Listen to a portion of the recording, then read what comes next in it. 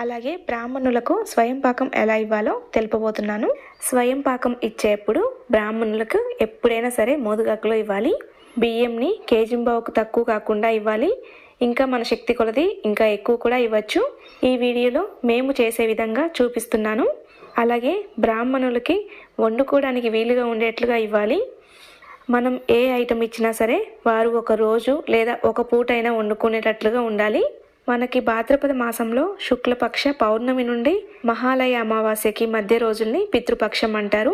ఈ పితృపక్ష రోజుల్లో పితృదేవతలు నేల మీదకి వస్తారు అని చెబుతుంటారు. ఈ పితృపక్ష రోజుల్లో చేసే కార్యక్రమాల వలన పితృదేవతల్ని ప్రసన్నం చేసుకోవచ్చు. ఈ పితృపక్షం రోజులు సెప్టెంబర్ 10వ తేదీ నుండి సెప్టెంబర్ 25వ తేదీ వరకు ఉన్నాయి. ఇక్కడ నేను చూపిస్తున్న విధంగా స్వయం పాకంలో ఇవ్వాలి. ఇలా కవర్లో ప్యాక్ చేయకపోయినా సరే కాగితంలో పొట్లం కట్టచ్చు. అలానే ఉప్పు, నెయ్యి, నూనె అటువంటివి చేతికి ఇవ్వం కదా, వాటిని ఇవి ఇచ్చిన తర్వాత పక్కన పెట్టి తీసుకోమని చెప్పచ్చు.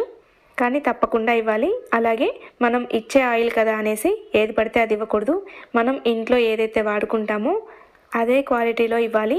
బియ్యం అయినా సరే, ఆయిల్ అయినా సరే, ఏదైనా సరే. అలానే కూరగాయలు ఆలుగడ్డ, టమాటా, క్యాప్సికం అటువంటివి ఇవ్వకూడదు. దోసకాయ, కంద, బెండకాయలు, చామదుంపలు అటువంటివి ఇవ్వచ్చు.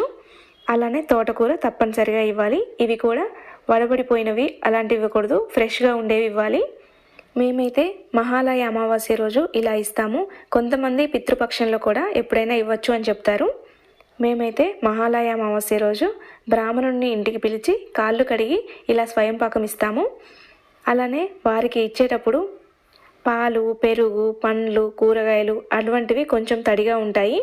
అవి తడిగా ఉంటే ఒకవేళ బియ్యంలో కలిపేసి అలా ఇవ్వకూడదు, సపరేట్గా పెట్టి ఇవ్వాలి. మనం ఇచ్చే స్వయం పాకం వలన బ్రాహ్మణులు సంతోషంగా ఉండాలి కానీ ఇబ్బంది పడకూడదు.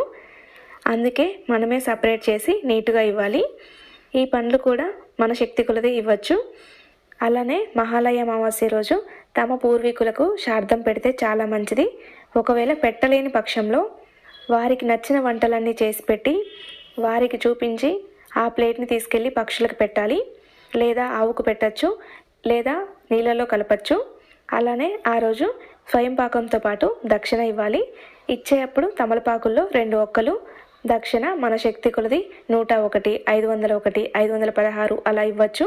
అలానే మన శక్తి కొలది బట్టలు కూడా పెట్టి ఇవ్వచ్చు. కొంతమంది పితృదేవతల దగ్గర వంట చేసి పెట్టడానికి ఇబ్బంది పడుతూ ఉంటారు.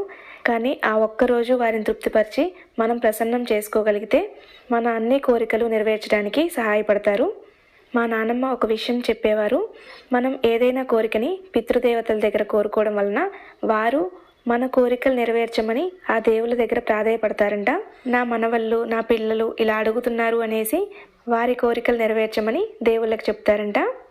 మనం బ్రాహ్మణులకి స్వయం పాకం ఇచ్చేటప్పుడు కూడా మనం ఇచ్చే స్వయం పాకం వలన పితృదేవతలు సంతృప్తి పొందాలి, వారి అనుగ్రహం మనకి కలగాలి అని కోరుకుంటూ ఇవ్వాలి. అలానే ఈ 15 రోజులు కూడా మనం ఇంట్లో వండుకున్న ఆహారాన్ని కొద్దిగా ప్లేట్లో తీసుకువెళ్ళి పక్షులకు పెడితే చాలా మంచిది. పితృదేవతలు వచ్చి స్వీకరిస్తారు అని చెప్తారు. అలానే శ్రాద్ధం పెట్టిన లేదా వాళ్ళకి ఇష్టమైన వంటల వరకు చేసి పెట్టి ఇలా స్వయం పాకం ఇచ్చినా సరే ఆ రోజు ఉల్లి వెల్లుల్లి వాడకూడదు. అలానే ఒక్క పూట భోజనం చేయాలి. తల మీద స్నానం చేయొచ్చు కానీ తలంటు స్నానం చేయకూడదు. అలానే ఇంటి కోడలే పితృదేవతల దగ్గర దీపారాధన చేయాలి. మట్టి ప్రమిదలో చేస్తే చాలా మంచిది. వీలుంటే కొంతమందికైనా అన్నదానం చేస్తే చాలా మంచిది. మహాలయ అమావాస్య రోజే కాకుండా ప్రతి అమావాస్య రోజు కూడా వీలుంటే పితృదేవతలను ప్రసన్నం చేసుకోవచ్చు. ఆ రోజున వారికి ఇష్టమైన వంటలు చేసి పెట్టడంలో మాత్రం అస్సలు ఇబ్బంది పడకండి. ప్రతిదీ చేసి పెట్టాలి. వాళ్ళకని చేస్తాము కానీ మనం ఇంట్లో చేసుకునేవే కదా, మనం ప్రతి పండక్కి చేసుకున్నట్లుగానే ఆ రోజు కూడా వారి పేరు మీద చేయాలి. ఏం చేసినా ఇబ్బంది పడుతూ చేయొద్దు, తృప్తిగా చేయాలి. మనం